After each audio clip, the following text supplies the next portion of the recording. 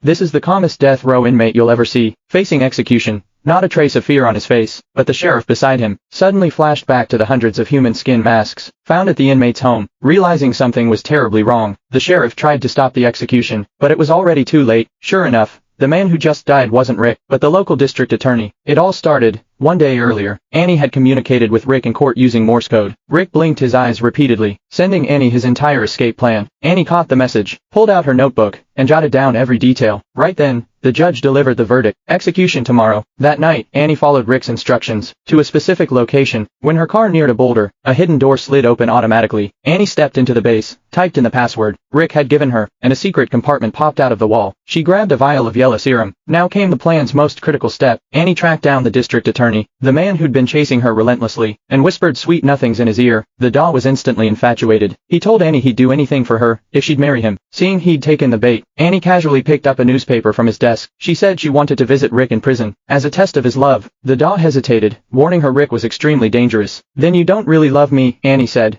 turning to leave. Desperate not to lose her, the Daw had no choice but to agree, unaware he'd walked right into Annie's trap. They went to the prison together, using interrogating Rick as an excuse. The Daw got the warden's approval, but once the three of them stepped into a cell, Annie knocked the Daw out cold. She unlocked Rick's cuffs, and the two swapped clothes. Rick put on a human skin mask he'd prepared long ago, and with that disguise, they walked out of prison without a hitch. In the end, the Daw became Rick's stand-in at the execution. Afterward, Rick used the Daw's identity to enter his office. In the safe, he found a key to a bank safety deposit box. Rick figured the Daw must have stashed something valuable there, so they decided their next move was to raid the bank's deposit boxes. Soon, Rick was in the bank's drainage system. He pulled out a drill and bored a large hole in the wall. Outside the vault, he pried out half-meter-thick concrete blocks, only to find an alarm wire mesh behind them. But Rick didn't panic. He took a steel pipe, threaded it through a small hole in the mesh, then dripped corrosive liquid on the lock, disabling the alarm. Next, he damaged the drainage pipe behind him, as water rose and shorted out the electrical panel. The bank's surveillance went dark. Rick put on an oxygen mask, and began his underwater heist. The plan went off without a hitch. Soon, he had millions in treasures, but just as he was about to leave, he spotted guards patrolling the drainage exit. Luckily, Annie was nearby for backup. She took down the guards, letting Rick escape safely. They sped away on a speedboat, and a few months later, Rick had fled the city, living happily with Annie.